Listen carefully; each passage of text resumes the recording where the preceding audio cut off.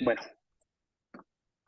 esto va a quedar grabado también para que después lo puedan compartir, volver a ver también. Bien, Eh, bueno, voy a presentar primero brevemente a Rodrigo.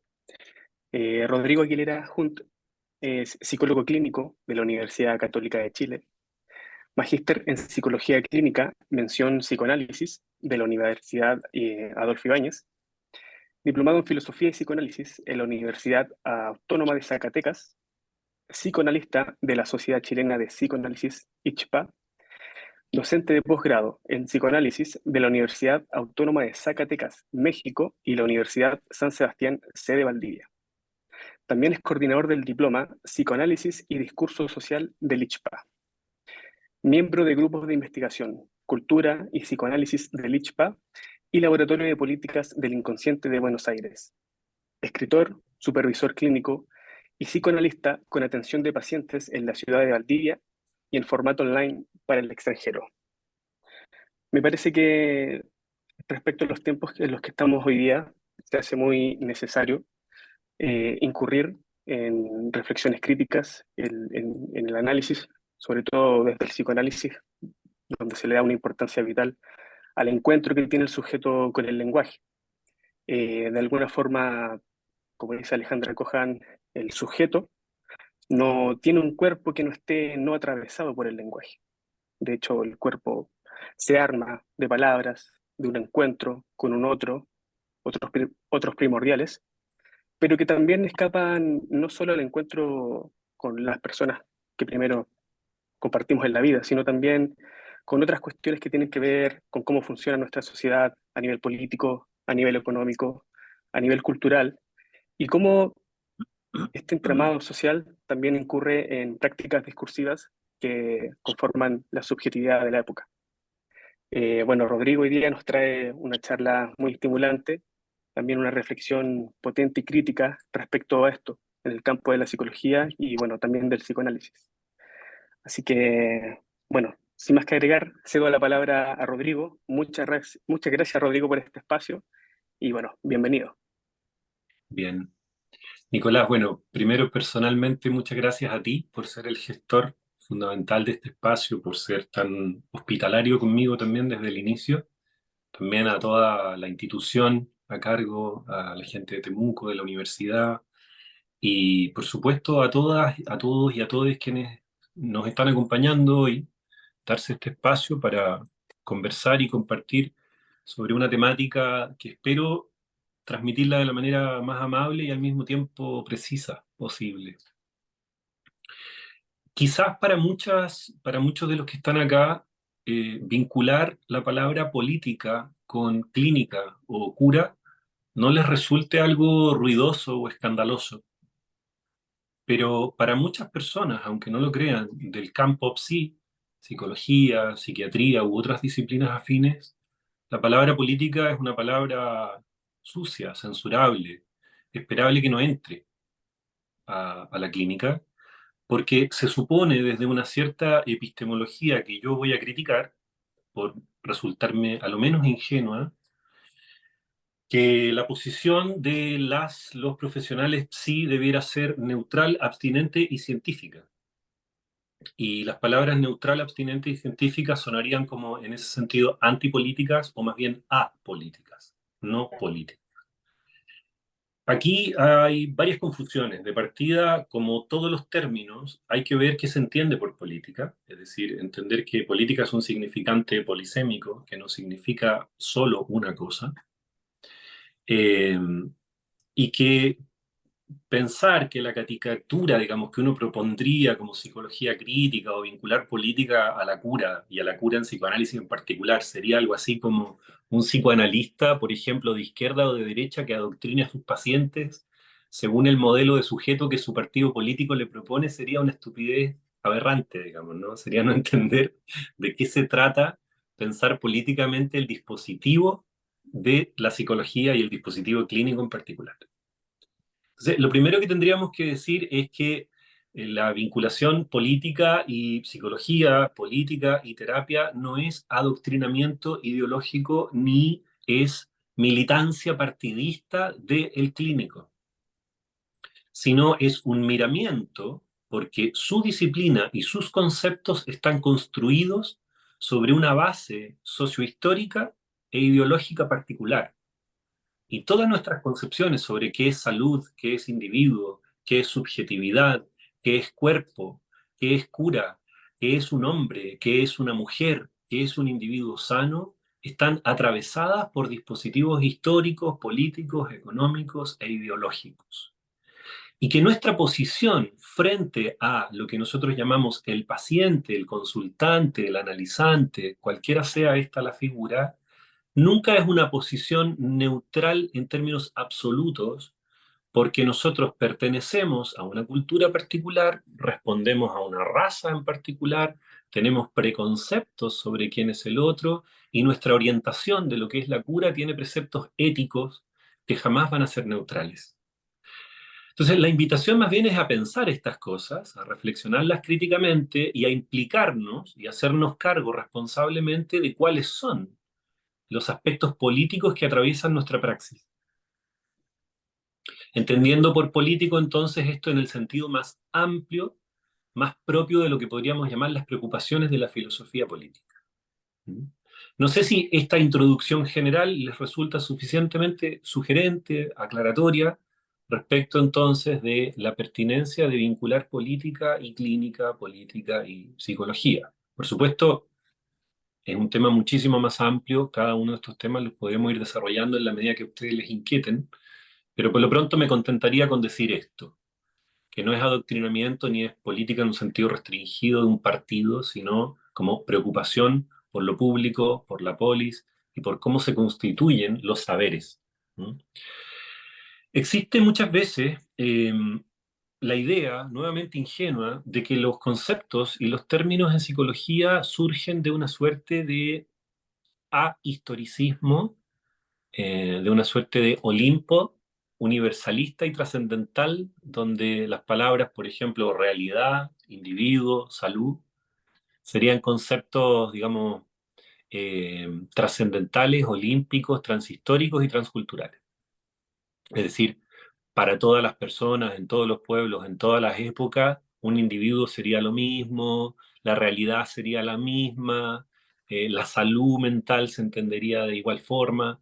Y esto, si uno estudia un poquito de sociología, un poquito de filosofía política, un poquito de antropología, ya se va a dar dando cuenta que no, ¿no? Que todos los saberes y que todos los términos con los que la psicología trabaja surgen en ciertos contextos particulares y tienen lo que podríamos llamarlo así, con Foucault, una arqueología del saber. Es decir, los conceptos tienen contextos institucionales, tramas de poder particulares que los hacen surgir y los vuelven operativos dentro de esa episteme. ¿Mm? Y la psicología como campo disciplinar, no voy a hacer historia general de la psicología en este espacio porque los aburriría mal, pero retroactivamente muchas veces se dice la psicología siempre estuvo en todas las reflexiones sobre el ser, ¿no? Se le llamó filosofía, en fin. Pero en particular, como disciplina científica, una disciplina moderna que no tiene muchísimos tiempos en nuestra civilización. Eh, y surge de la mano con una serie de cuestiones no menores que podríamos historizar a grueso modo como modernidad científica, es decir, surge a partir de lo que podríamos conocer el sujeto cartesiano y kantiano en Occidente, surge en una matriz patriarcal de pensamiento y surge en una matriz colonial de pensamiento. Eh, Base fundamental para lo que hoy por hoy podríamos llamar la Se psicología paga, por favor. crítica, entre Voy a otras William cosas. Ryan con la chica. De todas maneras, no sé qué se dijo ahí, pero de todas maneras, bienvenido.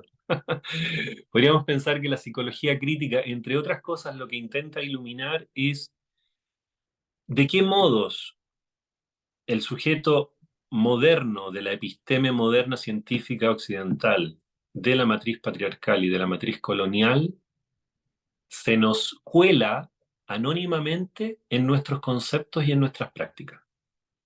sin que los pensemos en forma crítica. Es decir, creyendo que somos neutrales y científicos, quizá estamos siendo más ideológicos, sin darnos cuenta, que ninguna otra disciplina. Y esta es como la primera pregunta, digamos, ¿no? Independientemente de si tu praxis psicológica sea cognitivo-conductual, humanista transpersonal, sistémica, psicoanalítica, cognitiva u otra, o racionalista, en fin, todas las áreas que hoy día existen y aplicaciones de la psicología, ninguna estaría ajena a formularse la pregunta de cómo construye sus saberes y qué subjetividad instituye su praxis. Estas son dos preguntas fundamentales para la psicología crítica. Entonces, la primera operación crítica que nosotros podríamos hacer, y con esto resumo el primer punto, es historizar los saberes, situarlos. Y al servicio de qué intereses sociales se ponen en juego. Este ejercicio crítico ha estado presente en autores tan diversos y también tan emblemáticos como Michel Foucault, Georges Canguilhem, Nicolas Rose, Louis Althusser, por mencionar algunos. Más contemporáneos podrían ser Ian Parker, eh, el mismo Mark Fisher. Son todos considerados retroactivamente precursores y sostenedores de lo que podríamos pensar la psicología crítica. Que la psicología crítica no es simplemente un ejercicio de, porque toda disciplina, digamos, critica los conceptos con los que trabaja, pero podríamos pensar que la apuesta por la psicología crítica es intentar hacer un espacio hacia una metaposición crítica de sí misma, como conjunto.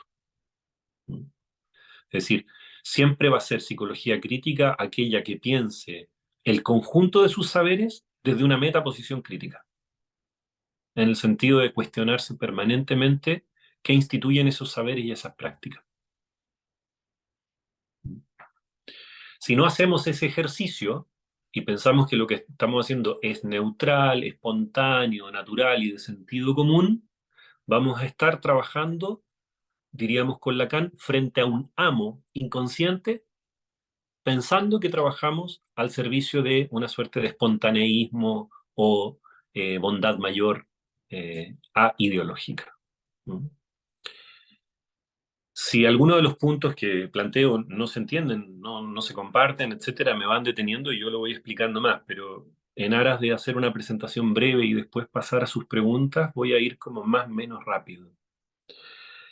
Hay tres conceptos fundamentales que me parece que es necesario someterlos a este ejercicio crítico, muchos más, pero a lo menos estos tres, porque se los considera como datos de la causa, de sentido común, y no se los critica como tal. Uno de ellos es individuo psíquico. Nosotros pensamos que existe algo así como un individuo psíquico desde siempre, con una suerte de interioridad subjetiva, hecha de, supongan ustedes, de pulsiones, fantasías, defensas, metapsicología freudiana, por ejemplo, u otra. El concepto de realidad exterior como algo dado, empírico, positivista, objetivo, y el concepto de salud, y en particular de salud mental, como algo que también se plantea como evidente, ¿no? Y va de la mano con otras palabras asociadas como adaptación y otras, ¿no? Funcionalidad, por ejemplo. Eh, entonces, una psicología que piense cómo construimos nuestro concepto de realidad, de subjetividad o de individualidad, que no son lo mismo, pero bueno, y de salud mental, ya es una psicología que comienza a volverse interesante en términos del ejercicio crítico. Segundo, una psicología crítica es capaz de eh, pensar las relaciones transdisciplinares que la atraviesan y hacer un esfuerzo permanente incluso por generar estos puentes transdisciplinares. Por ejemplo, los conceptos fundamentales de raza, etnia, género o sexo, sistema sexo-género y clase social son tres conceptos fundamentales dentro de la subjetividad postmoderna, que no pueden ser solo pensados desde la psicología. ¿no? Necesitamos economía política, necesitamos antropología, necesitamos teoría de género, necesitamos feminismo, necesitamos, ¿no? Otros dispositivos de conocimiento y saber y otras agendas políticas incluso para poder pensar cómo estos conceptos operan en clínica. ¿Mm? Si ustedes piensan que esto es muy escapado de la realidad, ¿cómo pensar, por ejemplo, disidencias sexuales sin psicopatologizarlas? Sin pensar que son psicosis o sin pensar que son perversiones que desmienten la castración, ¿no? Lo dejo ahí para algunos psicoanalistas, ¿no?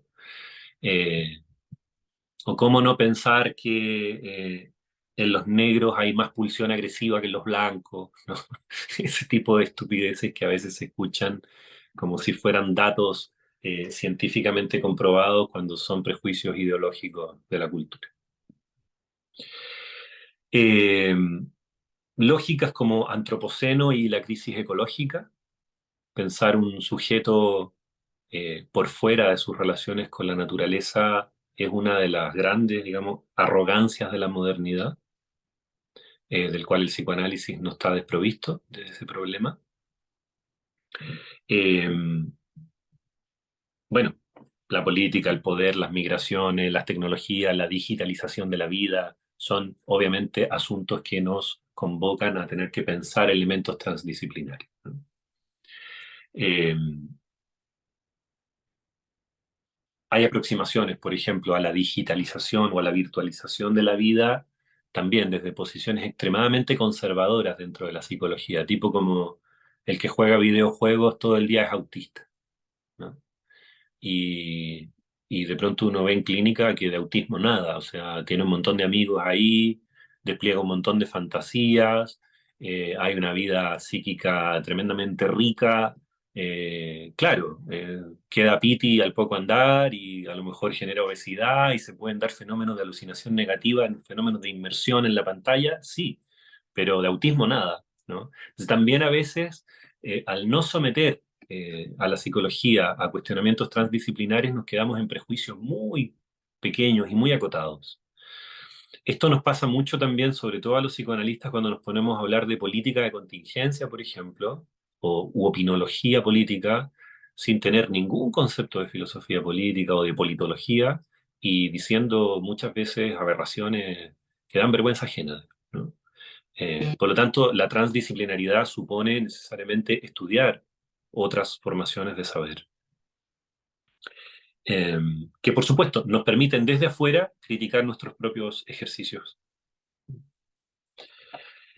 Tercer punto, el primero es historización, el segundo es transdisciplina. El tercer ejercicio crítico que les propongo para la psicología o los saberes psi en general sería pensar cómo las relaciones de poder constituyen a las instancias psíquicas y a la subjetividad. Esto es un gesto Foucaultiano, digamos, por antonomasia, ¿no? Eh, Categorías incluso como la represión, el yo, el sentido de realidad, eh, la conformidad con el sistema sexo-género, eh, los roles sociales, etcétera, los estereotipos, no son pensables por fuera de las esferas de poder. Un ejercicio crítico fundamental para la psicología de esto, por ejemplo, eh, se llama, creo el texto, ¿no? Mecanismos psíquicos del poder de Judith Butler, que de alguna manera es una bajada, ¿no? De la teoría de los dispositivos de poder saber de Foucault al campo particular de la subjetividad. Por supuesto, nunca un libro es todo, pero ahí hay uno que es como bien fundamental respecto de este acápite. ¿Mm?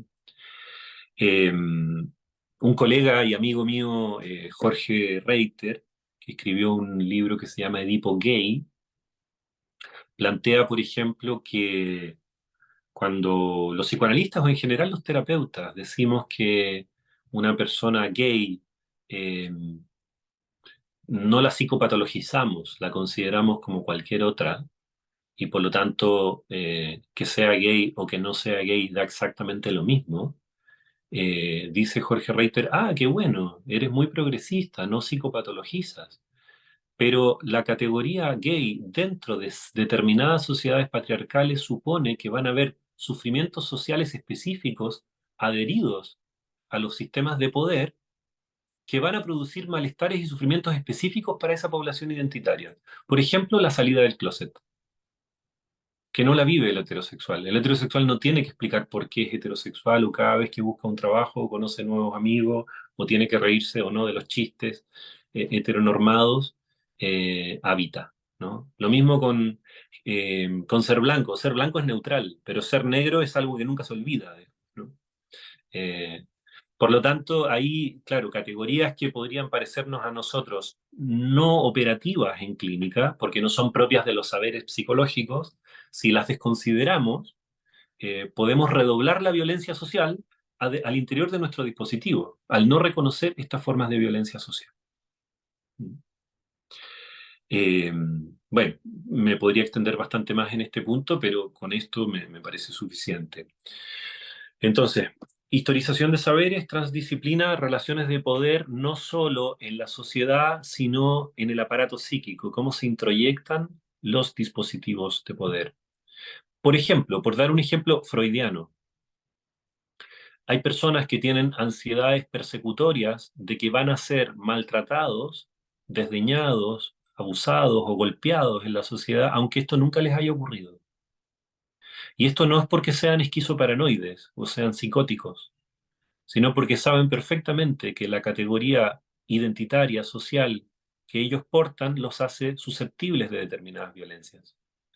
Y por lo tanto, aunque nunca fácticamente la vivan, cosa que sería bastante rara en todo caso, eh, la viven como una fantasía permanente superyoica, ¿no?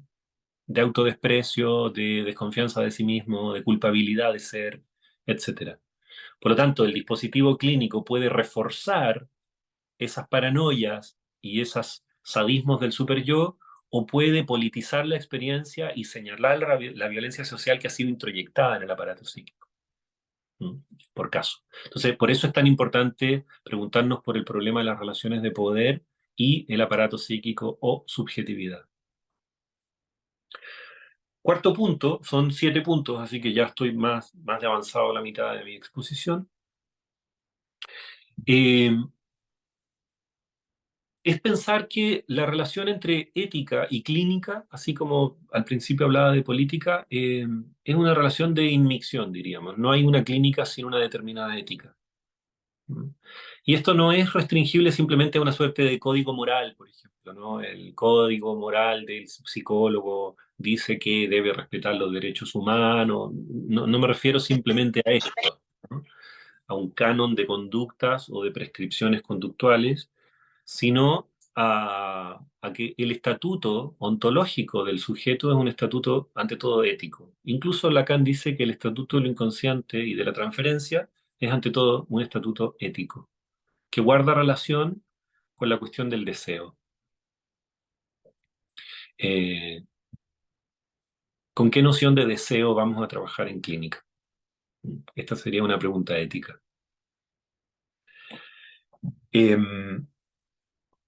Dentro de lo que podríamos pensar ya la clínica, la psicoterapia, para no reducirlo a la clínica psicoanalítica, les ofrezco 3 conceptos fundamentales que propone Lacan. Lacan va a decir que hay una táctica, una estrategia y una política en la ética de la dirección de la cura. Para la táctica va a decir, y esto lo toma de la guerra, ¿no? De la estrategia de la guerra. La táctica del clínico es el qué hace. Y bueno, una de las cosas que los analistas hacemos, o en general los terapeutas hacemos, es ofrecer interpretaciones, ofrecer matrices de sentido al sufrimiento psíquico. ¿Mm? Y dice, respecto de la táctica, el analista es muy libre. Puede decir bastantes cosas, puede generar muchas conjeturas. Puede decir, mire, esto quizás tiene que ver con su madre, esto quizás tiene que ver con su infancia, esto tiene que ver con lo de ayer, o esto se vincula con el sueño que usted me trajo la semana pasada. En eso o me parece que su dolor de hombro quizás es porque usted tiene demasiada hambre y entonces por eso le duele el hombro. O sea, en lo que podemos decir como sistema hermenéutico podemos decir muchas cosas, ¿sí? Múltiples matrices de sentido nos pueden servir y sobran teorías hermenéuticas para leer el sufrimiento psíquico, que van desde el tarot hasta el psicoanálisis, digamos, ¿no? O sea, todo el mundo sabe por qué nos pasan las cosas, ¿no? No, te duele la rodilla porque te falta humildad, Y el médico te dice no, porque te falta calcio, y el otro te dice no, porque estás haciendo mucho deporte, y el otro te dice no, que tenés que bajar de peso, y el otro te dice, no sé, tómate un copete. O sea, matrices de sentido hay muchísimas, ¿no? Todas creen ser mejores que otras, pero en último término tienen que ver con la táctica. Luego, como un embudo, Lacan dice que viene una estrategia y que tiene que ver con el cómo se dicen las cosas y el cuándo se dicen. Y en la estrategia somos un poco menos libres porque la estrategia tiene que ver con el vínculo con el paciente. Y en eso tenemos que ser más cuidadosos. En la estrategia guarda relación con el concepto clínico de transferencia. ¿Mm? Y en la transferencia, uno está puesto en un determinado lugar para el paciente y el paciente está puesto en un determinado lugar para uno. ¿Mm? Por lo tanto, no da lo mismo el cómo se dice, en qué momento se dicen las cosas, para efectos de los efectos de una interpretación. De hecho, Lacan dice, y muchos otros autores también lo dicen, que una interpretación puede ser correcta, si ustedes quieren, en un sentido semántico, pero puede no llegar a destino si no se considera la estrategia. Por ejemplo, el momento del paciente. ¿Mm? Probablemente, supongan ustedes, voy a decir algo muy burdo, pero para que se explique el punto, si un paciente está en el meollo de una crisis, a lo mejor una intervención que guarde relación más con la contención afectiva es más eficiente que en ese momento darle una lectura abstracta de con qué se relaciona su llanto, ¿no? Que eventualmente en un momento segundo puede tener cierto impacto, ¿no? Entonces a eso va un poco Lacan con que no tiene que ver solo el qué, sino el cómo y el cuándo. Y por último, y esto es más importante todavía para efectos de la charla de hoy, una política. Y acá es donde las terapias se diferencian más unas de otras, porque existe un falso consenso al momento de decir qué terapia es más eficiente. Esta es una típica pregunta, digamos, capitalista, ¿no? ¿Qué terapia es más eficiente? No, la cognitiva, no, la psicoanalítica, bueno, y todo el mundo, no, ir al chamán, o sea, y si uno le pregunta a la gente, lo que hizo siempre es lo mejor. ¿No? Y si uno le pregunta al clínico cuál es la mejor terapia, es la que hace él. O sea, esa, como se dice, basado en la evidencia, bueno, evidencia hay para todo, ¿no? Por lo tanto, hasta ir al estadio puede ser terapéutico. Entonces, el punto acá es, no existe algo así como un consenso respecto de para qué se hace terapia. ¿Cuál es el sentido y la dirección de la cura? Eso no es algo unívoco, ¿no? Es algo a discutir. ¿Cuál es el modelo de subjetividad y de salud mental? Es algo a discutir políticamente y éticamente. Por lo tanto, no es que las interpretaciones, la táctica y la estrategia sean distintas, pero todos vamos hacia el mismo objetivo. Falso. El objetivo de la terapia, si ustedes quieren, el sentido teleológico de por qué hacemos lo que hacemos, es tremendamente importante y es lo más complejo. Y en este sentido tenemos que pensarlo de vuelta en un sentido crítico. Por eso, para resumir este cuarto punto de clínica y ética, sería ¿para qué o cuál es el sentido y la dirección de una cura? ¿Mm? Y esa es una pregunta que no es cientificista, es ética ante todo. Quinto punto.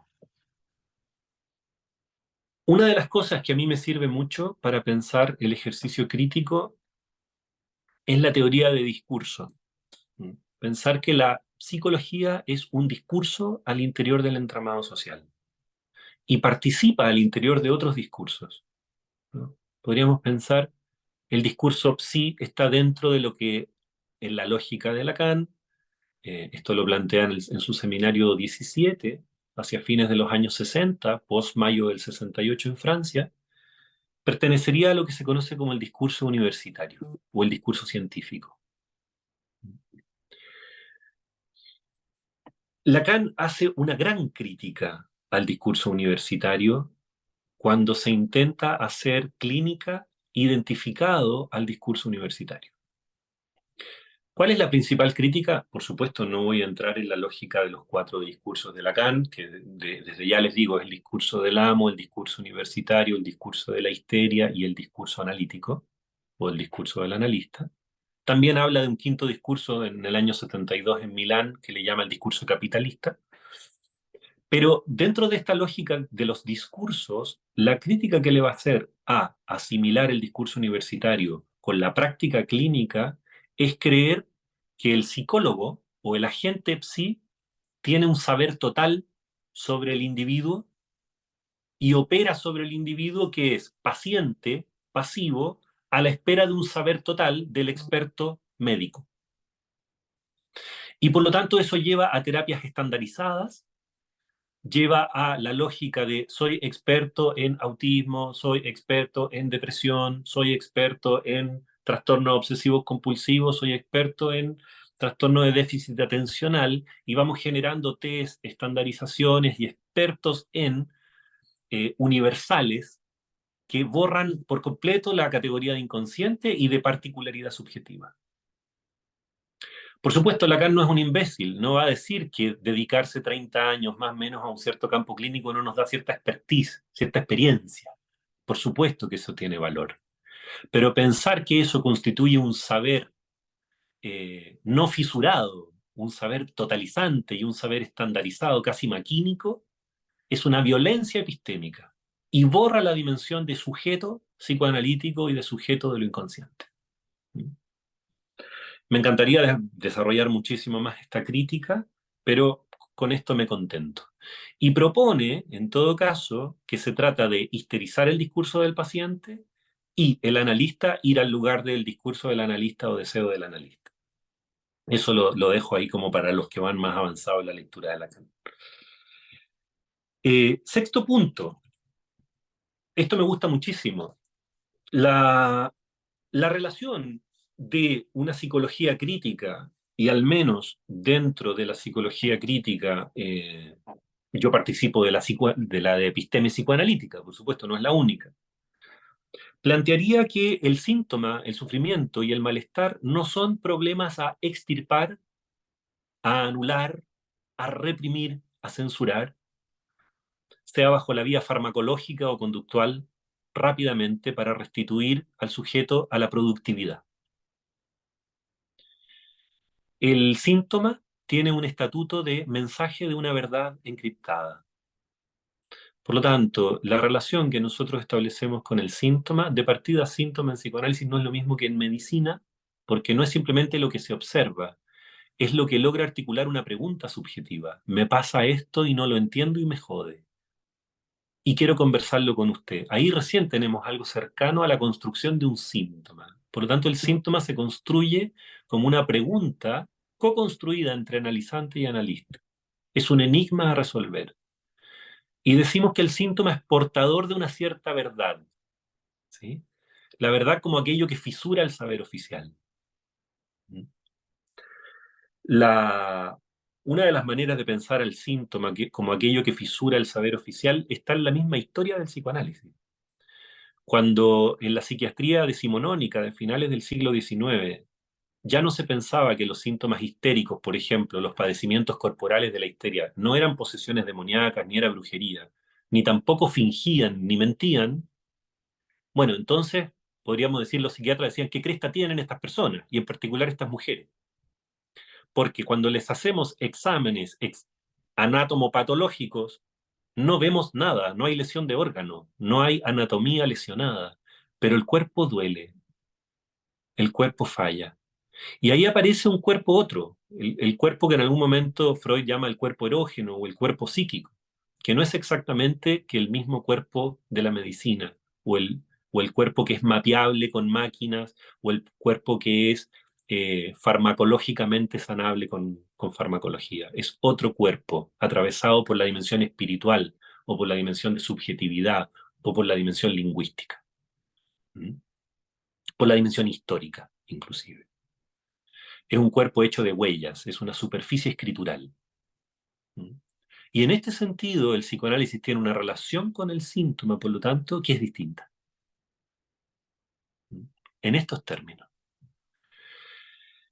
Foucault trabaja inclusive la relación con el psicoanálisis como una praxis que recupera cierta espiritualidad grecolatina, que tiene que ver justamente con que el sujeto accede a la verdad a la que es capaz en relación con su capacidad de transformarse a sí mismo, que no es lo mismo que el conocimiento que se adquiere por un método, ¿sí? Estandarizado, sino que requiere una transformación de sí mismo, un pasaje de transformación de sí mismo para acceder a una determinada verdad subjetiva.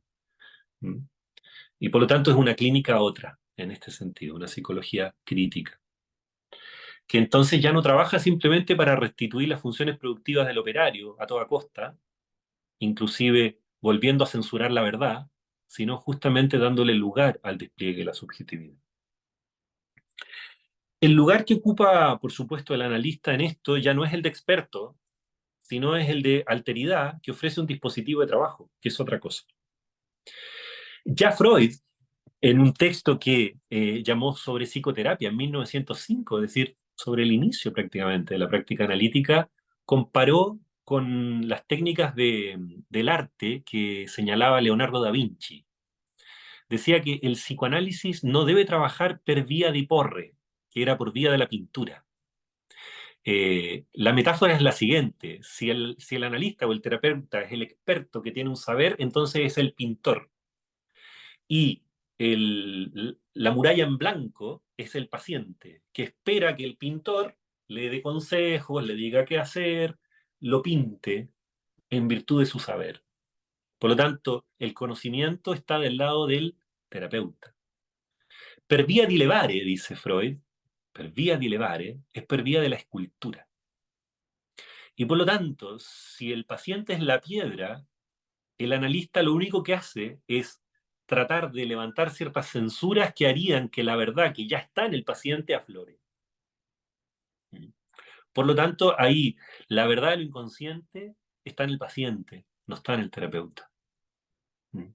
Lacan dirá después con su propuesta topológica que no está ni en el paciente ni en el analista, sino entre paciente y analista, porque lo inconsciente y la transferencia no son fenómenos de interioridad individual, sino de interalteridad. Si quieren, luego profundizo más sobre esta idea.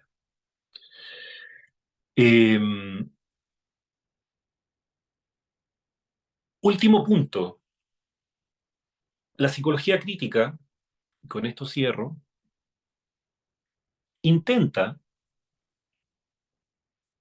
tratar de criticar el ejercicio de psicologización. La psicologización es un ejercicio que consiste en que todos los problemas y todos los fenómenos, incluso aunque estos sean sociales, políticos, históricos, se piensan en clave psicológica, privada e individual. ¿Mm?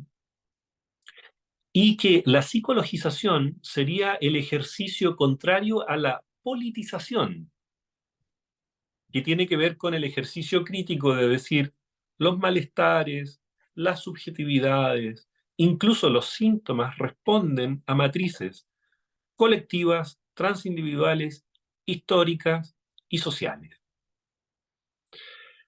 Por ejemplo, una de las críticas importantes epistemológicas que se hacen a la psicología e inclusive a ciertas formas de psicoanálisis es que plantean conceptos universales cuando son políticamente situables. Por ejemplo, cuando Freud habla del complejo de Edipo como el complejo universal de la neurosis, supone que en toda época, en toda cultura, hubo algo así, como una matriz familiar burguesa, y que todos los niñitos nacían con ganas de tirarse a la mamá y matar al padre, digamos, ¿no? Y eso lo supone como un universal psíquico, y no como un emergente de determinada matriz cultural. ¿Mm? Por supuesto, después habrán lecturas más estructuralistas abstractas del Edipo, que plantearán la diada, la terceridad, y podrán salvar al Edipo, digamos, ¿no? Bajo otra lógica. Pero en principio, el ejercicio ingenuo de la psicología es plantear sus categorías como emergentes de la nada, como que si hubieran, siempre fue así y siempre va a ser así, y las niñitas siempre van a tener envidia del pene y los hombres ansiedad de castración, a ver, ¿y cómo es eso? Expliquémoslo, justifiquémoslo racionalmente, historiográficamente.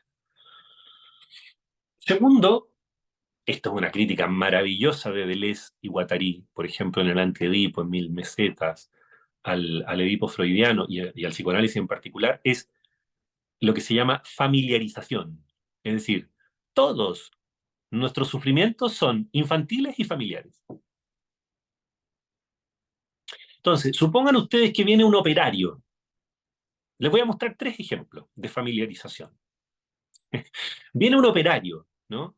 Que trabaja en una empresa donde hay un jefe que es un negrero, explotador, precarizador, que pagan mal, que despiden en forma arbitraria, que abusan de, etcétera, que impide el sindicalismo. Entonces viene este operario sufriendo de un burnout y de un estrés laboral gigante con el psicoanalista.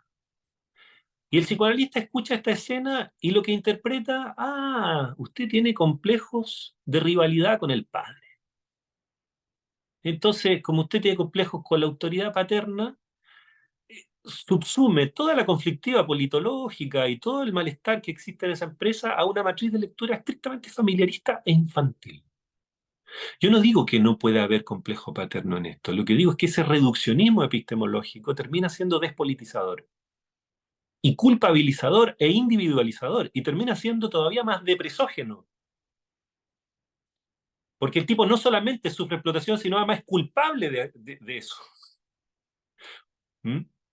Y además con algo que se le escapa porque es inconsciente e infantil. Entonces debe tener razón si por algo es el doctor. Y si no le encuentra razón, más problemas con el padre tiene. Porque ahora está rivalizando conmigo que soy la autoridad terapéutica. Entonces es como una suerte de abuso de poder progresivo, digamos, ¿no? Entonces, por ejemplo, no es lo mismo proponer una solución sindicalista que resolver el conflicto con el padre, ¿no? Eh, en todo caso, para mí no son sistemas excluyentes. No, no, estoy haciendo una caricatura simplemente para explicar el punto. Otro ejemplo, supongan ustedes que yo soy kleiniano, escuela inglesa. No sé si alguna vez ustedes han escuchado sobre las angustias esquizoparanoides, ¿no? Esto de sentir que desde la realidad los otros me quieren atacar, ¿no? Y yo estoy en esa subjetividad. ¿No? Supongan ustedes que yo estoy en dictadura política en los años 80 en Chile y pertenezco al MIR, al Partido Comunista u otro, al Frente Patriótico Manuel Rodríguez, en fin. Y me siento perseguido en la calle y siento que escuchan mi teléfono y que mis amigos desaparecen. ¿Soy esquizoparanoide? ¿Tengo problemas con el pecho parcial materno a los 6 meses de vida? Y puede ser que por casualidad también. Pero interpretar angustia esquizoparanoide, oposición esquizoide, desconociendo esa matriz sociocultural vigente, termina siendo, de nuevo, a lo menos ingenuo, pero yo diría violencia epistémica. ¿Mm? O sea, se fijan que eso es contrario a cualquier psicología crítica, ¿no? Por último, muchas revueltas sociales, incluso yo leí en periódicos nacionales, por ejemplo, en Chile, ya que yo soy chileno, puedo dar casos de ahí, la revuelta de octubre del año 2019, Carlos Peña y tantos otros intelectuales, supuestamente, hablaban de la revuelta como un fenómeno propio de que con Otto Kemberg nosotros conocemos como los trastornos limítrofes de personalidad. O sea, eran todos limítrofes, eran personalidades infantiles, disociadas, que solo tenían impulsos destructivos acéfalos, que no había agenda, que no había pensamiento secundario, no, no hay agenda, es solo destrucción masiva. Eh, no hay un líder, no hay organización, ¿no? Por lo tanto, iban haciendo una cartografía descriptiva de la revuelta en virtud de reconducirla a una categoría psicopatológica, ¿no? Por caso, la revuelta es un trastorno limítrofe propio de la posmodernidad, donde como se perdió la referencia discursiva, como ya no hay respeto por la figura del padre, como los discursos cayeron, bla, bla, bla, bla, bla, bla, bla, bla, bla, y ya los niños hacen poco menos que lo que quieren, entonces ahora salen a la calle y destruyen todo y no saben ni lo que quieren. Entonces, o son histéricos o son limítrofes. Nuevamente, un fenómeno que viene a cortar con una gramática de 30 años de una lógica institucional, político-económica, en lugar de ser leído en clave política, se lee en clave psicopatologizante. Entonces, al servicio de qué agenda se ocupan los saberes, sí, científicos, neutrales y bla, bla, bla. Al servicio de qué agendas estamos. Eh,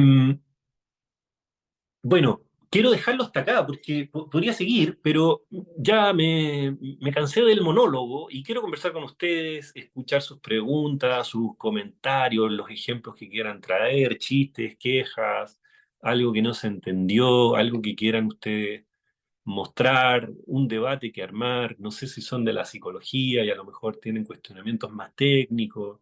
La verdad, yo estoy disponible a conversar lo que se les cante. Y muchísimas gracias por la atención de todas, todos y todas. Por ahí levantó la mano Nahuel. Eh, bueno, Hola Rodri, ¿qué tal? ¿Cómo estás? partamos por ahí. Hola, hola, Nahuel. ¿Se escucha ahí? Sí, te escucha. Bueno, primero muchísimas gracias por la exposición, que estuvo súper clara y contundente y brillante. Eh, Me queda nada más una pregunta, a ver qué pensás en términos de aplicación institucional de esto que estás planteando, ¿no? De esta politización eh, de la psicología, entiendo. Digamos, entiendo que en nuestra época actual la institucionalización de esa politización recaería únicamente en manos del Estado, digo, teniendo en cuenta una realpolitik y una visión pragmática de la cosa. Es decir, mi pregunta es si vos, al plantear la repolitización o la politización de la disciplina en este sentido en el que lo decís, asumís también la necesidad del Estado como institucionalización de esa politización, o no. Gracias. Ujú. Bueno, gracias, Noel. Un gran tema, ¿no? Muchas veces en política, en la política que a mí me gusta pensar al menos, se dice, tenemos que pensar siempre la política contra el Estado, sin el Estado y con el Estado. En esas tres dimensiones, ¿no? O sea, toda política emancipatoria tiene que pensar una patita con el Estado, una patita sin el Estado y otra patita contra el Estado. Y creo que para efectos de las políticas de salud mental no debiera ser distinto. En primer término, tendríamos que comprender que el dispositivo, digamos, hegemónico, capitalista, privativista, ¿no? De la psicología es el consultorio individual, ¿cierto? El terapeuta y el paciente, ¿sí? Esa diada, digamos, ¿no? Como esa diada elemental sería el único dispositivo. Y eso es, primero que nada, es falso, ¿no? Existen muchos dispositivos institucionales, grupalistas y otros de trabajo, incluso con episteme psicoanalítica. Entonces, tenemos que partir como por ahí, ¿no? Pensar que existen los dispositivos en ámbitos privados y en ámbitos públicos, en ámbitos individuales y en ámbitos grupales y en ámbitos institucionales.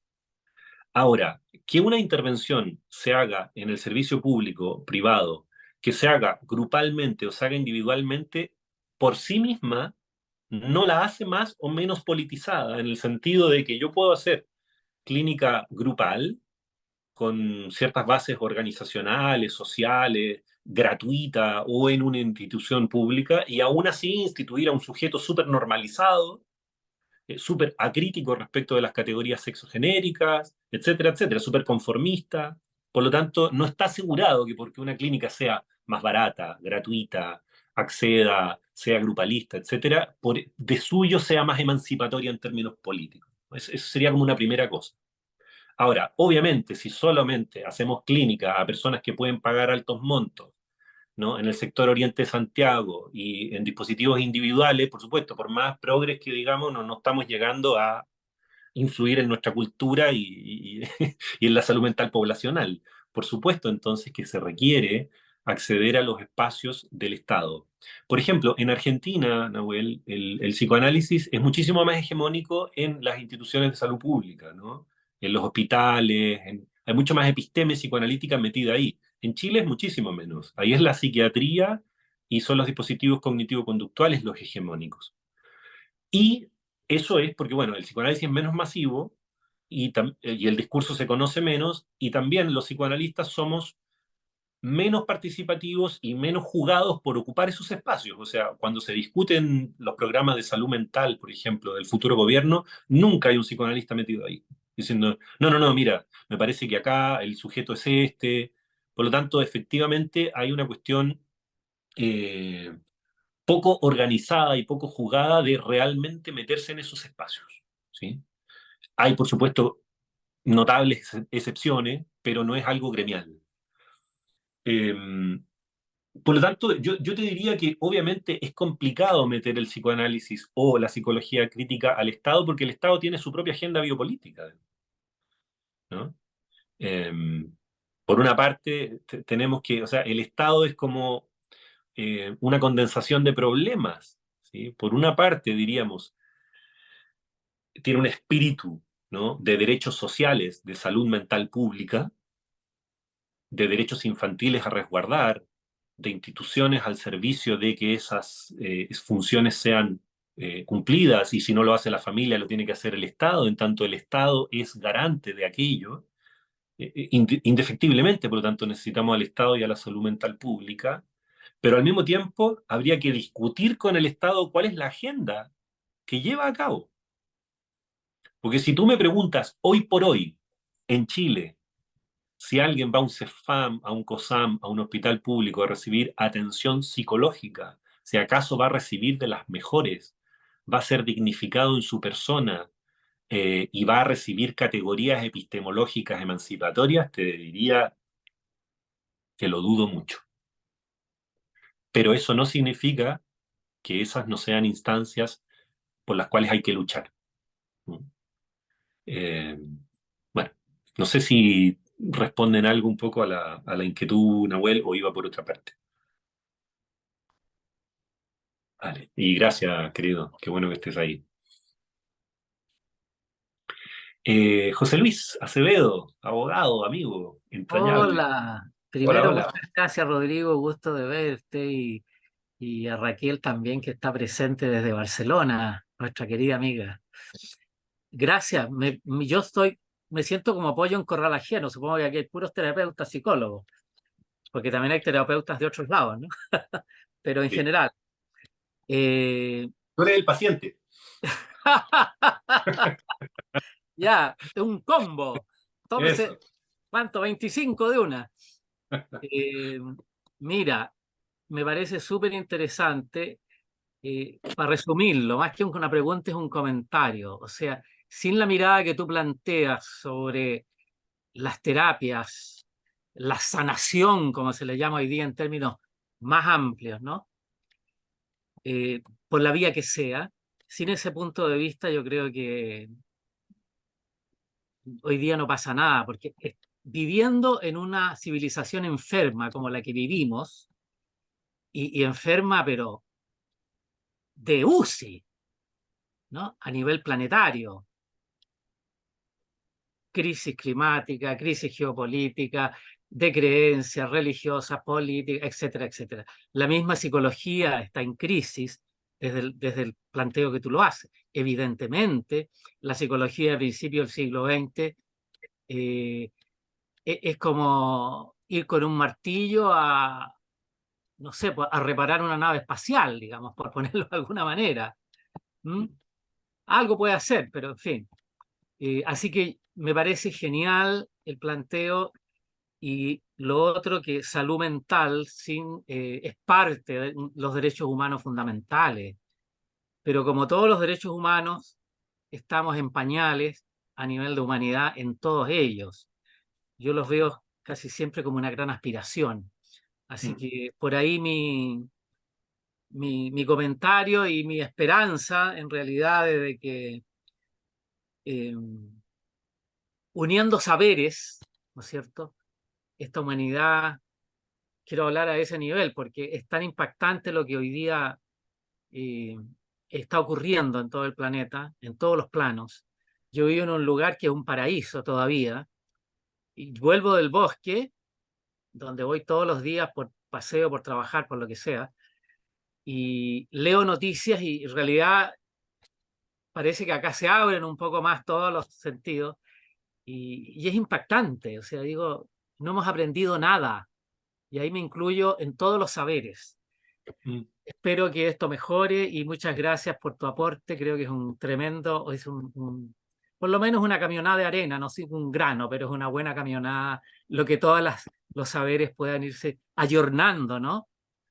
En que el ser humano pueda esculpirse a sí mismo y no ser pintado por otro, ¿no es Claro. cierto? Eso, muchas gracias, Rodrigo. Bueno, no, muchísimas gracias, amigo.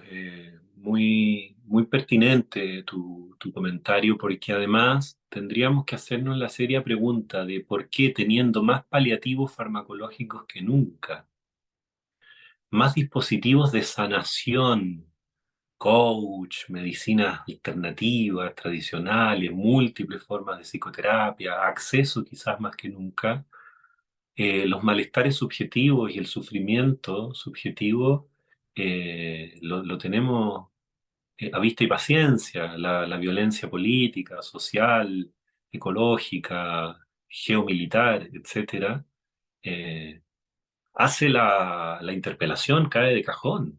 Si no se politiza y si no se piensa en el plano de derecho y de lazo social a la subjetividad, desde un plano ético, desde un plano ecológico, desde un plano cívico, eh, desde cuál es la relación que estamos ofreciendo a la infancia, qué estamos ofreciendo a la adultez mayor, son un desecho simplemente de la cultura porque ya no son productivos, no tienen ningún saber, nadie los escucha. Es decir, se me vienen a la mente por asociación libre muchísimas cosas que no son exclusivamente las que puede hacer un dispositivo clínico de venga a mi consulta y arreglamos el mundo, digamos, ¿no? Lo cual no significa que eso no pueda ser muy bueno para muchas personas. Yo trabajo en eso, ¿sí?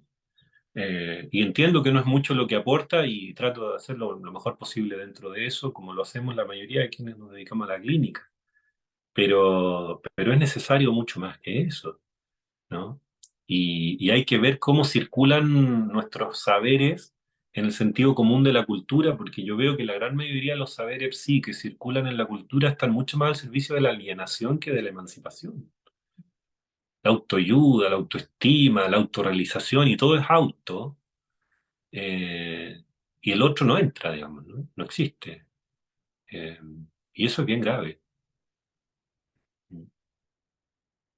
Bueno, muchísimas gracias, José Luis. Más comentarios y preguntas, por supuesto, bienvenido, de cualquier naturaleza.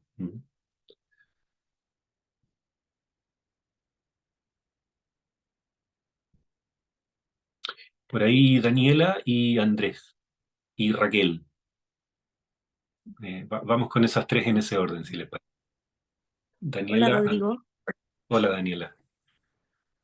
También soy de Valdivia, pero ahora ando paseando en Viña, así que acá te estoy mirando. Ah, buena, buena. Compartimos episteme, también me formé en psicoanálisis y claro, como que todo esto que comentas de la política y de la ética psicoanalítica es algo que me suena y que comparto completamente. Y también, bueno, he escuchado muchas aberraciones, en algún momento usaste esa palabra, donde algunos colegas escucho que comentarios donde yo siento que más que política o ética usan una cierta superioridad moral al referirse a ciertas situaciones. Y también lo conecto con el tema de que, claro, el síntoma es una sutura, tú decías, una fisura, perdón, del saber oficial. Eh, entonces pasa muchas veces que, no sé, quería saber también qué opinas tú respecto a cuestiones como que personas se nieguen, por ejemplo, a atender a gente, a sujetos que tengan ciertas conductas como reprochables moralmente, que son las aberraciones que yo he escuchado, así como yo no podría atender a un violentador o a un abusador, por Ajá. ejemplo. Ya, y ahí también me suena esto de que el síntoma es una fisura, porque estamos en un contexto político social en el que eso podría ser una fisura o sería como una gran forma de rebelarse ante un saber oficial, por muy moralmente reprochable que nos parezca. por ahí más o menos va como eso pensé. Quería saber tu opinión. Gracias. Bien, bueno, gracias, Daniela. Mira, voy a ser breve en mi comentario justamente para que alcancemos a escuchar también las otras intervenciones. Yo diría lo siguiente, a ver, obviamente que Lacan hace un esfuerzo por formalizar el lugar del analista como una función de la persona del analista como ciudadano. Porque como persona, como ciudadano, tenemos una serie de prejuicios, historias, preferencias ideológicas, gustos por determinadas personas y no por otras, tenemos afinidad por determinados sistemas de valores y rechazo por otros. Y por lo tanto, al lugar de la escena clínica, diríamos, ¿no? No se trata de una suerte de antihumanismo radical ni de frialdad, como muchas veces se confunde, sino que es necesario diferenciar el lugar analítico como función abstracta, como función ética, como un operador dentro de un dispositivo de la persona del terapeuta. La persona del terapeuta puede ser tanto o más neurótica que su paciente, inclusive, ¿sí? Pero es importante poder generar un dispositivo que haga que la persona del terapeuta no se crea ni iluminado, ni superior, ni amigo, ni salvador, digamos, del otro, sino que opere desde el deseo del analista, que es causar el deseo del otro. Ahora, obviamente nosotros no podemos trabajar como trabajadores de la salud mental desde la moralina de la opinología, de esto está bien, está mal, está bonito, está feo, porque si no vamos a terminar analizando a nuestros amigos, ¿no? A los que nos caen bien, a los que son lindos, a los que son de izquierda. Eso sería absurdo, ¿sí? Dicho eso, y por lo tanto yo le sugeriría a esos colegas que tienen prejuicio y dicen, no, yo no atendería a tal por cual, que se hagan la pregunta epistémica de por qué están trabajando lo que están trabajando y por qué no van a análisis, a conversar de esas cosas y a supervisar, etcétera. Eso sería como mi consejo. Pero, por último, sí creo bastante ético que si yo, por ejemplo, soy homofóbico y lo sé, no atienda a homosexuales, no atienda a gente gay. Me parece correcto. Porque si yo no voy a ser capaz de escuchar desde una matriz ética ese sistema de diferencia, evidentemente voy a atenderlo pésimamente. Por lo tanto, prefiero que alguien asuma esa condición y diga, yo no trabajo con este segmento poblacional o con estas características, o por ejemplo, es tan poco analizado tengo los aspectos de violencia sexual en mí, en mi biografía, en mi entorno familiar, etcétera, que yo no puedo trabajar con temáticas de abuso, las derivo con otros profesionales. Hacer ese ejercicio de cierta humildad, no falsa humildad, sino decir, mira, acá yo no entro porque en realidad cuando esto pasa, yo no puedo trabajar bien, ¿no? No me da el cuero, diríamos, en términos vulgares, y me parece bien aceptar ese límite y decir, bueno, hay otros profesionales que trabajan con estas temáticas mejor que yo, con una zona de conflicto, digamos, menos interferida en esa escucha, y ese ejercicio me parece bien. ¿Mm? Ahora, claro, si tantas temáticas las derivas con otra persona, o sea, no puedo atender negros, no puedo atender violadores, no puedo atender esquizofrénicos, no puedo atender niños, no puedo, bueno, habría que ver qué es lo que sí podía atender. Eh, ya es otra cosa, digamos, ¿no? Pero me parece bien aceptar que uno tiene ciertos límites No atiendo, y derivar. ¿Perdón? que también es difícil conocer muchas dimensiones de los pacientes al recibirlos. Tendría que poner como un aviso, no atiendo a homosexuales, no sé qué, o eventualmente cuando aparezca la situación, no sé si ya va a ser muy tarde. Es como Sí, es difícil, pero bueno, hay modos éticos de hacer derivaciones en todo caso en el medio de un proceso. Pero eso ya es meternos más en teoría de la técnica, que lo podemos después hasta conversar en privado si hace falta. ¿Mm? Bueno, gracias Daniela. Andrés, luego Raquel, y bueno, después le pregunto a Nicolás si es que va a haber espacio para Saraji, en fin. ¿Ya? Andrés, si estás por ahí, adelante. Aquí estoy. Primero que todo, hola, hola Rodrigo y gente. Primero, agradecer por la presentación. Creo que los puntos que presentaste ayudan mucho a pensar. Agradezco porque también se me repite esta idea sobre pensar nuestros propios límites respecto a la intervención. Creo que eso es algo absolutamente necesario, sobre todo para, como tú decías, ponernos un poquito más humildes, no ser tan dioses o con esta idea de ir a salvar tanto al otro. Mm. Y creo que estos puntos que tú presentáis de alguna manera permiten pensar desde ahí, también como una posición ética, una posición necesaria a trabajar. Y me quedé con una pregunta pensando principalmente si es que hay, si podrías ofrecer alguna lectura o alguna posibilidad de pensar el dispositivo clínico más allá de la intervención en el box, en el uno a uno, en cuatro paredes, si es que es posible pensar como justamente la psicología crítica fuera de el dispositivo clásico en el cual se nos ha enseñado, ¿no? Y finalmente como reconociendo de dónde viene, de un Mm. espacio que fue donde en general es la elite quien tiene las posibilidades para poder acceder, ¿no? Un poco también haciéndonos cargo de los comentarios que hacía antes respecto a lo que comentó Nahuel y creo que José. Eso. Sí. Bueno, mira, yo he tenido acceso a poder observar, en algunos momentos participar y también ser testigo de ciertos testimonios, ¿no? De grupalidades que no tienen expertos terapeutas, no tienen un moderador, pero como colectividad funcionan dando lugar a la subjetividad, a la diferencia, a la circulación horizontal de la construcción de los saberes. Y a veces son grupalidades comunitarias, a veces son grupalidades feministas, a veces son grupalidades que pertenecen a una corporación cultural y generan proyectos colectivos o levantan demandas o proyectos colectivos y donde creo que, aunque no esté la figura del terapeuta, circula el ejercicio encarnado, vamos a decirlo así, de una psicología crítica. En términos de que otorgan pertenencia grupal, politizan los malestares, politizan las soluciones, generan una relación con la construcción del conocimiento y del saber, participativa y horizontal, y suponen tener que arreglárselas con las tramas de poder y con los conflictos, ¿m? Que se dan entre esa grupalidad y otras grupalidades y al interior de la misma grupalidad. Entonces, es muy interesante eso que ocurre allí como ejercicio, ¿no?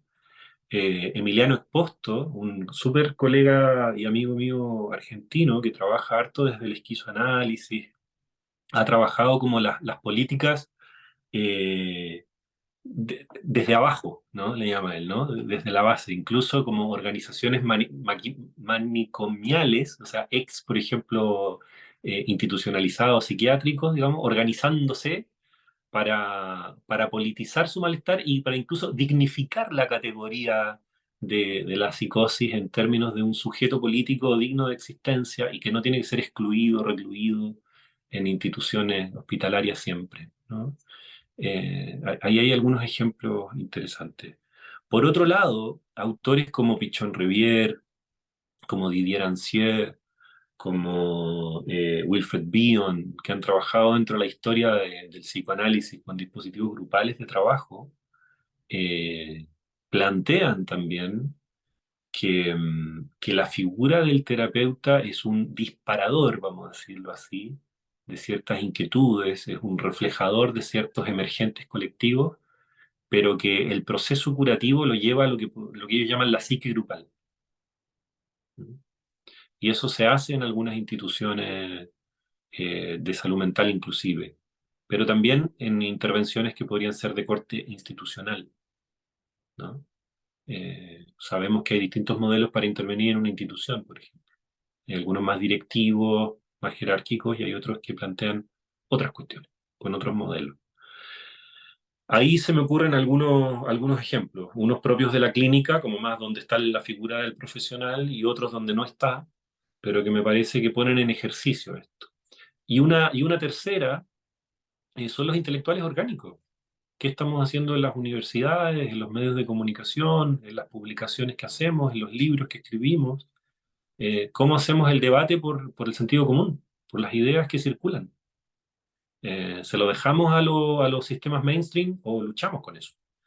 Y eso va desde la cuenta de Instagram, la conversación de pasillo, al paper que escribimos, ¿no? O sea, hay una responsabilidad también del intelectual orgánico, como de la figura gramsciana, del intelectual que participa de la sociedad, no que se abstrae en círculos de poder académico exclusivamente. Bueno, ahí hay 3 registros de psicología crítica en ejercicio. Está Raquel, veo a Nahuel de nuevo, que te paso la palabra de nuevo, Nahuel, pero antes estaba otra persona más después de Raquel. Creo que Brian. Faray, ¿sí? Ya. Así que bueno, vamos con esos 3 y con Franco, y ahí yo creo que ya habría que cerrar el boliche, ¿no? Bueno, vamos, Raquel. Estáis muteada, Raquel, todavía. Te estáis autocensurando, amiga, no es posible. Tenéis que destrabar el microfonito del Zoom. No se oye.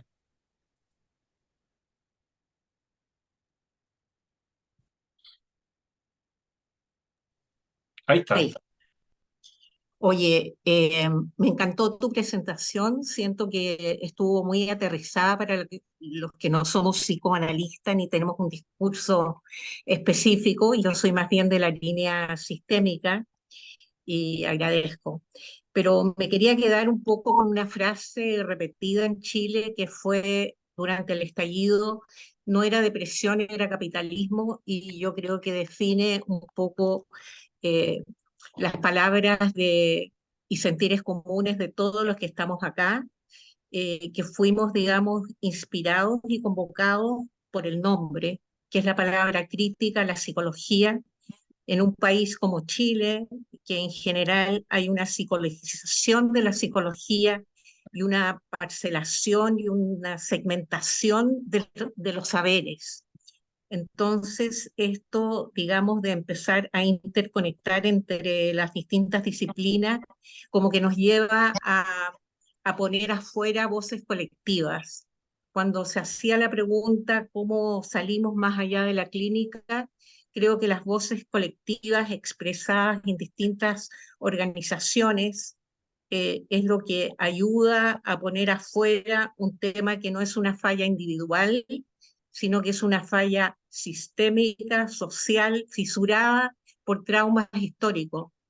Eh, Quiero agregar este tema de los traumas históricos porque nosotros como sujetos aplastados por la colonia y también por las guerras, llevamos fisuras mucho más allá de lo que nosotros pensamos.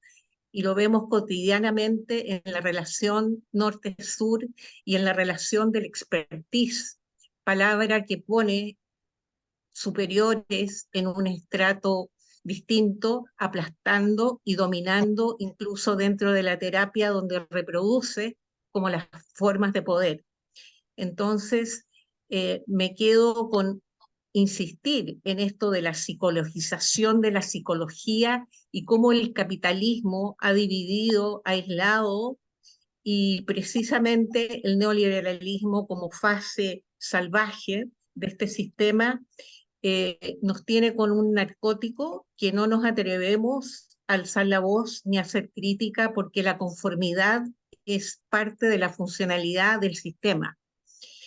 Y, y por eso que me ha gustado que tú llenes este vacío de no conformidad y de introducir este elemento tan redondo como lo has expuesto, porque nos lleva a reflexionar que tenemos que insistir que hay una relación vinculante entre el sujeto terapéutico desde una horizontalidad con el terapeuta y también instituir y adentrarnos en lo profundo lo que es el poder. A mí el Estado no me preocupa. Me gustó la pregunta de Nahuel porque se ha discutido mucho sobre el Estado y después de la Segunda Guerra Mundial se habló de los estados de bienestar y de mayor prosperidad. Y viviendo en Barcelona, me topo que el estado de bienestar ha adormecido a la gente, hay una pasividad tremenda, está en duda y cuestionándose. Por lo tanto, la política en sí misma, que incluye el Estado, pero va más allá del Estado, es algo que tiene que ver con las ideologías, las creencias, un modus vivendi, una historicidad. Creo que tenemos que volver a replantearnos estos temas. Eh, eh, la psicología ha separado mucho entre el malestar y el bienestar. Yo también en lo personal lo uso, pero no sé hasta qué punto el bienestar, ¿qué? Mi bienestar es porque yo estoy bien, lo que tú decías, y, y no siento porque hay un malestar colectivo. Aquí hay un terreno muy difuso con el bienestar. Creo que tenemos que ayudar a pensar, a cambiar los dispositivos mentales, como dicen muchos autores, tu dolor es mi dolor, no en una cosa de autoinculpación. Lo mismo que está pasando con Palestina e Israel. Es que yo creo que nadie, por lo menos en Barcelona, está inmune a esto que ha ocurrido, pero nos duele. Y este tema de haber construido defensas para que no me duela el dolor ajeno, me parece que también es peligroso porque eres un sujeto manipulable del individualismo, de acallar y de estar narcotizado caminando como zombie por la calle. Y eso me parece extremadamente peligroso frente al neofascismo que aumenta a pasos agigantados. Entonces, ¿la política está en la psicología? Sí. ¿La política está en el sujeto? Sí. ¿La política está en el campo? Sí. Gracias por presentarme el paisaje de Valdivia, que me alegra el corazón. Eso. Muchísimas gracias, Raquel. Podría parafrasear para largo todo lo que has dicho, pero prefiero quedarme con tu comentario que ha sido muy elocuente y seguir pasando la palabra. Muchísimas gracias, Raquel. Resueno mucho con muchos puntos de los que traes. No sé quién venía. Sarai había levantado su manito hace un rato. Sí, no sé si sigue interesada en plantear su punto. Que nos Hola, diga. buen día. Sí, por favor.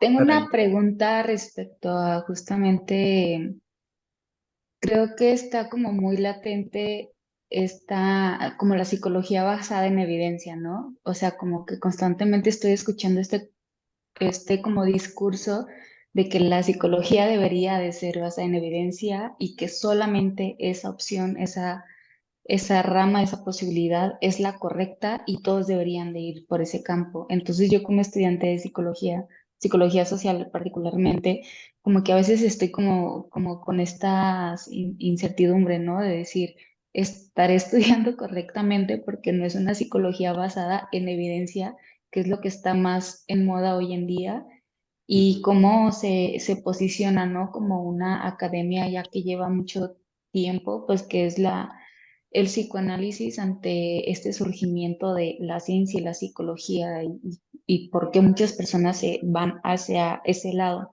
Y también una segunda pregunta como acerca del lenguaje, como que el lenguaje en sí de la psicología y del psicoanálisis creo que ha permeado como en todos. Entonces como que las palabras se utilizan como muy comúnmente sin a lo mejor entender el significado de lo que significa una neurosis o demás, pero vemos a la gente que lo utilizan, ¿no? De que, ah, sí, pues este neurótico, o, ah, sí, pues el inconsciente salió, como varias como frases que por tener el lenguaje se piensa que también se tiene el saber de esa palabra cuando no, y como que siento que hay como justo una ilusión de que se tiene un conocimiento cuando solamente se tiene la palabra y no el contenido.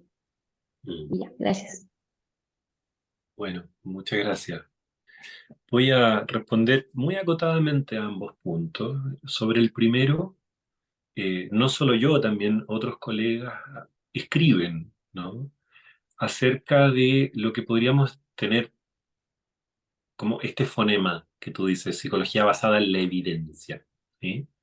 Eh, y se me viene algo que plantea Luis Althusser, y escribo bastante sobre Althusser, sobre Canguilhem, sobre otros, digamos, y sobre algunos epistemólogos más contemporáneos inclusive, eh, que intentan distinguir cientificismo de ciencia, ¿no? Muchas veces la psicología basada en la evidencia es más cientificismo que ciencia porque se supone que ya por armar un dispositivo de control y aislar una suerte de observable, operacionalizado, digamos, en forma muy burda, con un sistema de lo que se considera dato, empiria, realidad positivamente planteada, que Althusser y otros dirían es cientificismo o ideología normalizante, ¿sí? Que es muy distinto que ciencia y filosofía política crítica. Diríamos que el debate ahí es epistémico, es ¿qué es ciencia? Y es un debate que está abierto, para nada es un debate cerrado, ¿no? Por ejemplo, Alfredo Edelstein, director de Apertura para otro Lacan, tiene un debate importantísimo sobre la noción de ciencia contemporánea y las ciencias conjeturales en particular.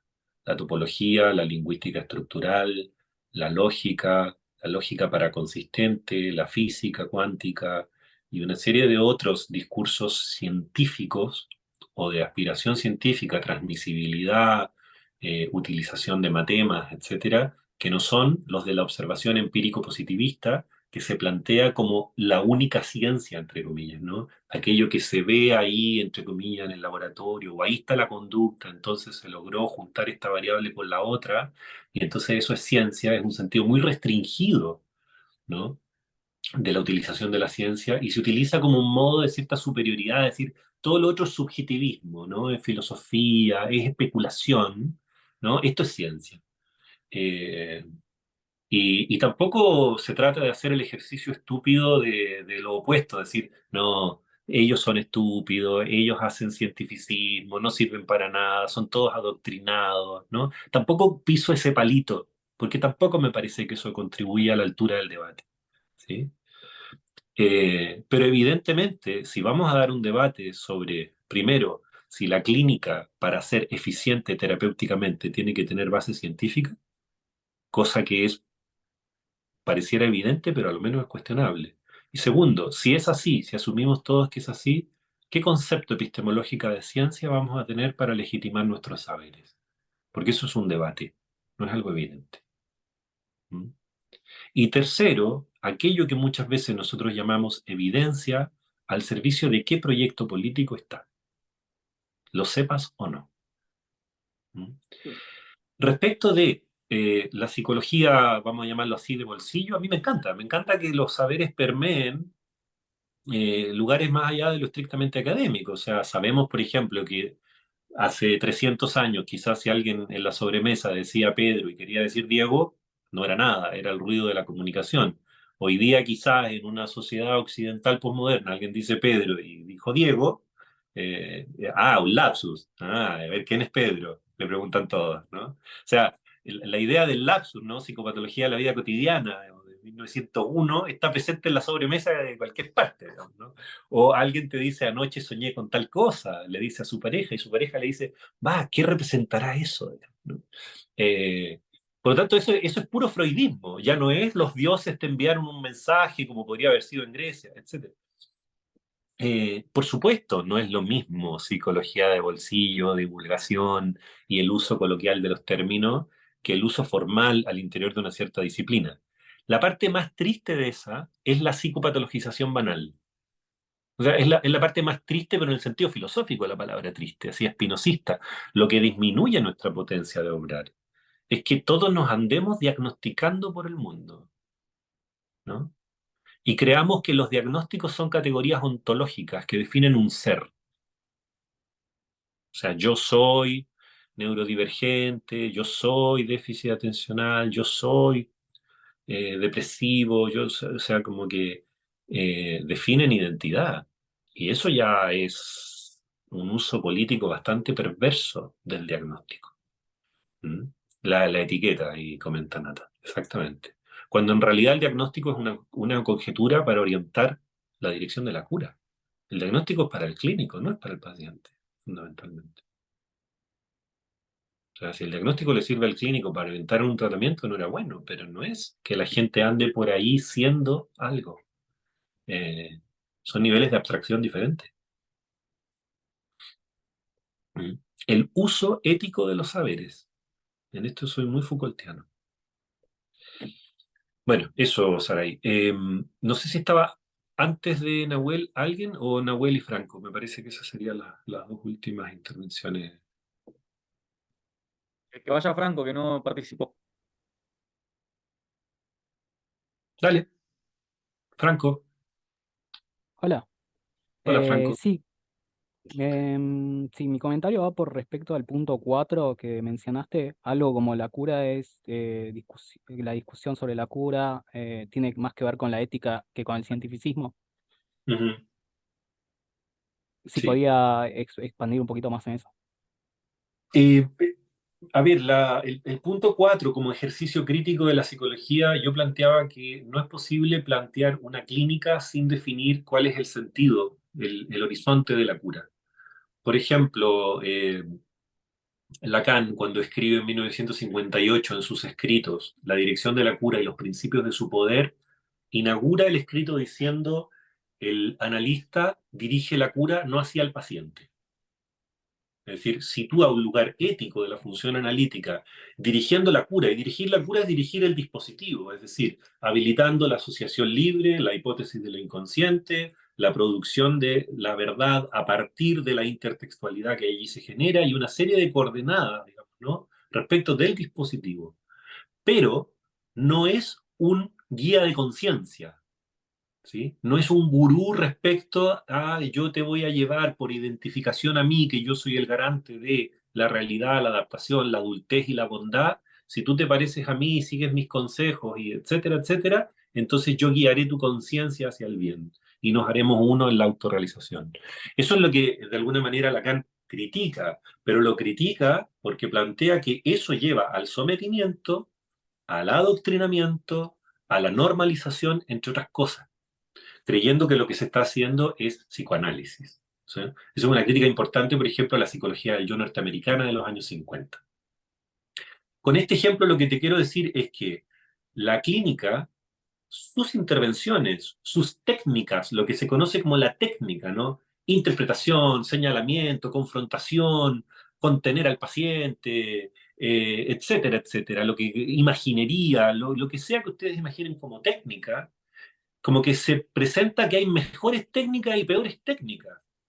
Y olvidamos que las técnicas están al servicio de una teleología, de un fin, ¿sí? De un sentido, de una orientación de la cura. Y ese sentido y orientación no lo puede definir ninguna cientificidad si es que no se piensa esa cientificidad en un cierto proyecto civilizatorio. Y eso es un problema ético, ¿sí? ¿Qué tipo de subjetividad queremos? ¿Cómo vamos a entender al deseo? ¿Cómo vamos a entender las relaciones de poder? Etcétera, etcétera. ¿Cómo se va a producir el saber? Bien. Entonces, el psicoanálisis, si tiene miramiento por la psicología crítica, va a cuestionar no solo su técnica, no solo su estrategia, sino su política, al servicio de qué dirección de la cura está trabajando.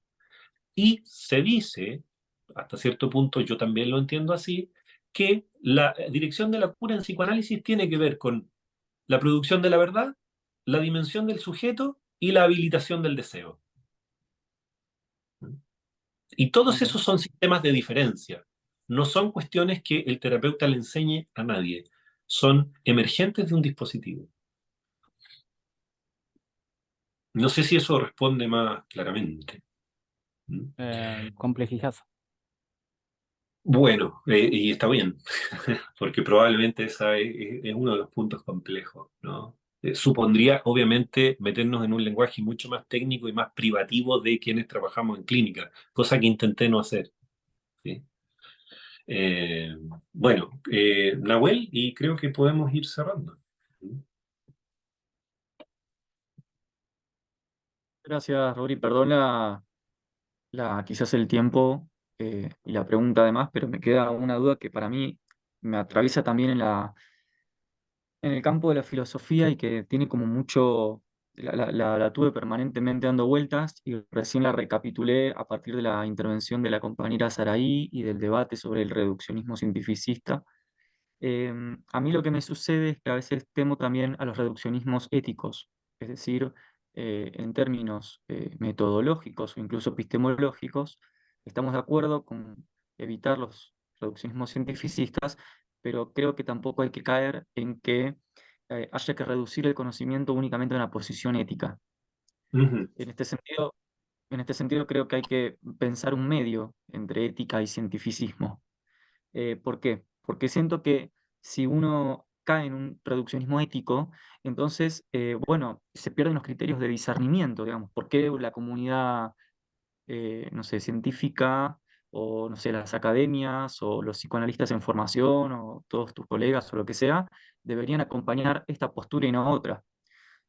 Por ejemplo, ¿no? Digamos, si todo se reduce a una cuestión, a una posición subjetiva ética del mal del mundo y cómo enfrentarlo con mejoras en nuestras disciplinas, siento que termina siendo más un discurso espiritual más, ¿no? Digamos, ¿qué diferencia hay entre eso y decir, como decías vos hace un rato, bueno, hagamos psicoanálisis cristiano, digamos? Podríamos decir cualquier cosa cuando uno Sí. va a la ética solamente. Entonces mi pregunta es, ¿cómo pensás vos que sin caer en un reduccionismo científico, se puede, sin embargo, preservar cierto valor de la evidencia en términos del efecto terapéutico de estas implementaciones, eh, para que a futuro, por ejemplo, se pueda sostener con, entre comillas, evidencia, la necesidad de implementar estas ideas en los psicoanalistas en formación a futuro, ¿no? Que pasen a ser ya parte de los programas oficiales de formación? Porque si no tenemos esos criterios, entonces, ¿cómo se puede justificar su implementación colectiva? Terminaría siendo una cuestión bastante personal en última instancia, ¿no? Y se terminaría entonces recayendo otra vez en una cuestión individual, de que cada psicoanalista vea si es progresista o no, y si le gusta o no. Entonces, te quería preguntar el tema de los criterios, que para mí es un tema que no, en la filosofía me pasa lo mismo, no termino de ver cómo establecerlos cuando se intenta escapar al cientificismo, eh, y no caer por eso en una eticidad galopante, ¿no? Que todo sea una cuestión ética. Sí. Bueno, está buenísimo el punto. Comparto esa preocupación de que efectivamente eh, podríamos pensarlo, si lo ponemos en clave de Lacan y de los cuatro discursos, que ahí sería el puro discurso de la histeria, digamos, ¿no? Que es el discurso de la reivindicación de las sensaciones puramente personalistas, digamos, ¿no? O de ciertas afinidades, o mi opinión es esta, o bueno, todas las verdades son válidas porque son múltiples las perspectivas del mundo. Entonces caemos de alguna manera en esta suerte como de relativismo posmoderno que es tan individualista como el cientificismo que pretende derribar, digamos, ¿no? Y incluso llega a cuestiones tan como grotescas como estamos discutiendo todavía si la Tierra es plana o no, o si el COVID existió o no, digamos, como realmente así cosas como que llegan a ese estirpe. O sea, la crisis del discurso de la ciencia también hace que la credibilidad de lo que se conoce como el método o la episteme moderna llegue a tal grado de crisis que deviene en mera opinología. Eso al psicoanálisis llega como el problema, muchos psicoanalistas zafan diciendo que el psicoanálisis no es una ciencia, es una práctica. Y como es una práctica, termina siendo algo muy cercano al oscurantismo. Es intransmisible, solamente la aprende quien pasa por la experiencia, quien se analiza 20 años entiende recién, porque te vuelves un iniciado, y entonces termina siendo literalmente oscurantismo, ¿sí? Acientificismo. En esto, por lo tanto, recojo el problema que iluminas y yo creo que en principio habría que preguntarse si los conceptos con los cuales nosotros trabajamos son transmisibles, son refutables y con qué otras disciplinas dialogan, ¿sí? En principio es una cuestión teórica, ¿sí? Epistemológica, de transmisibilidad, seriedad, contrastabilidad de las hipótesis, si se sostienen lógicamente o no, si se sostienen en relación con otros saberes epocales o no, etc. Y eso, ¿cómo llevarlo a dispositivos coherentes con esa episteme, ¿no? Que de alguna manera yo no soy de aquellos que plantea que la evidencia es basura, o que lo observable es descartable, o que todo lo que se plantee como técnica es alienante, para nada. Lo que digo es que eso, si no se lo piensa al interior de dispositivos político-éticos, termina al servicio de las empresas más nefastas, digamos. Pero no porque de suyo la cientificidad, la eficiencia o el método sean descartables, para nada. En ese punto yo diría, vamos para adelante, digamos, con tecnología, con ciencia, con estadística, con comparación, con coloquios que debatan sobre si el caso se resolvió o no se resolvió, o fue mera sugestión.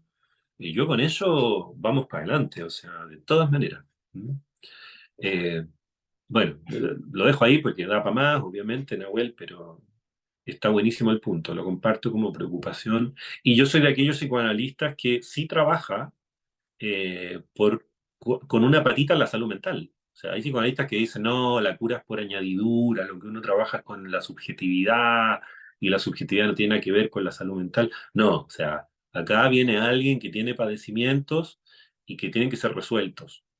Y los problemas tienen que ser resueltos. O sea, si hacemos clínica, hacemos eso. ¿Mm? Eh, y tiene que servir. Y si no sirve, bueno, está buena, no sé, haz otra cosa, pero no hagas clínica. Mm. O sea, psicología clínica, crítica, perdón, no es derribar todos los saberes por ser cientificista y que quede un oscurantismo relativista. Me parece que eso sería un riesgo que hay que estar advertido críticamente. Mm. Es decir, hacer psicología crítica de la psicología crítica. Bueno, ahí va. Gracias, amigo. Bueno, de mi parte no me queda más que agradecer, pues ha sido un verdadero gusto sus intervenciones, sus preguntas, la presencia de muchas personas que no conocía, de otras que sí, de carita y los ubico, aunque no intervinieron. Y bueno, muchísimas gracias. No sé si quieres agregar algo más, Nicolás, y nos despedimos y les mando un abrazo. Sí, bueno, aprovecho de agradecerte, Rodrigo, de agradecerle también a todos los participantes. Me parece que fue una charla muy esclarecedora. También, al menos yo sentí esta reflexión crítica en torno, bueno, a todos los problemas con los que trabajamos en psicología, en salud mental también, ¿cierto? Y bueno, me queda la sensación también de que al menos nos podemos ir con varias preguntas para ir cuestionando cosas muy complejas que tienen que ver con la relación que tenemos con el saber, no solo del psicoanálisis o de la psicología, sino también de aspectos, por ejemplo, de la neurociencia o cuestiones que investiga la biología, ¿cierto? Eh, Cosa de que, bueno, me parece que la psicología crítica apunta a un nicho muy, muy bonito y potente, que tiene que ver con hacer una mirada ética y complejizar también lo que significa vivir un malestar. Así que muchas gracias, Rodrigo, nuevamente. Bueno, quizás nos podemos encontrar en otro momento y aprovecho de agradecer nuevamente también a los participantes. Es un espacio que nosotros queremos seguir abriendo. Así que nada. Bueno, para presentarles un poco, nosotros somos la Academia de Investigación en Psicología de la Universidad Mayor de Temuco. Así que eso, los invito a que nos sigan en redes sociales y también que sigan a Rodrigo para que estemos ahí en contacto para el futuro. Muchas gracias. Claro. Bueno, por último, lanzar la última gratitud y decir que yo me quedo ahí como pendiente con un salto que me parece re importante, que es como entre clínicos, al momento, por ejemplo, de supervisar un caso clínico, podemos pensarlo con la matriz de la psicología crítica. O sea, me parece, Mm. ahí muchas veces queda más palpable la pregunta por qué posición estás ocupando en el dispositivo, hacia dónde se dirige la cura, el diagnóstico que hiciste en función de qué episteme lo hiciste y al servicio de qué está ese diagnóstico, qué te informa y qué no te informa, cómo leer los afectos, la categoría de cuerpo, cómo está operando, ¿no? El sistema patriarcal, por ejemplo, al interior de esta matriz familiar de la que esta persona coparticipa y formó su subjetividad. Es decir, cuestiones que no vayan a pensar que no son clínicas y que no están al servicio de pensar el oficio del día a día con la clínica de múltiples, digamos, desde la psicosis, trastornos límites, neuróticos, no es una desestimación de ninguna de esas cosas en lo que a la clínica respecta. Muy por el contrario. Quizá eso podría quedar mucho más claro si armáramos un dispositivo alguna vez de supervisión clínica, por ejemplo, ¿no? Y además en la supervisión clínica desaparece la figura de que el supervisor es el único que habla y aparece el pensamiento grupal también, ¿no? Como parte de la construcción de lo que significa un caso. Un caso no es algo que está dado, es algo que se construye, es algo que se piensa. Bueno, quería solamente agregar esto último, me pareció importante, sobre todo en el dispositivo institucional que ustedes tienen y como estudiantes de psicología, ¿no? Y psicología clínica en particular. Nada, reiterar la gratitud y bueno, desearles lo mejor y un abrazo. Gracias, Rodrigo. Muchas gracias por Muchas este gracias. espacio, gracias por el encuentro. Así que eso, nos encontramos en una próxima ocasión. Muchas gracias a todos. Chao, chao. Nos vemos, Rodrigo. Que estés bien. Chau, buena tarde.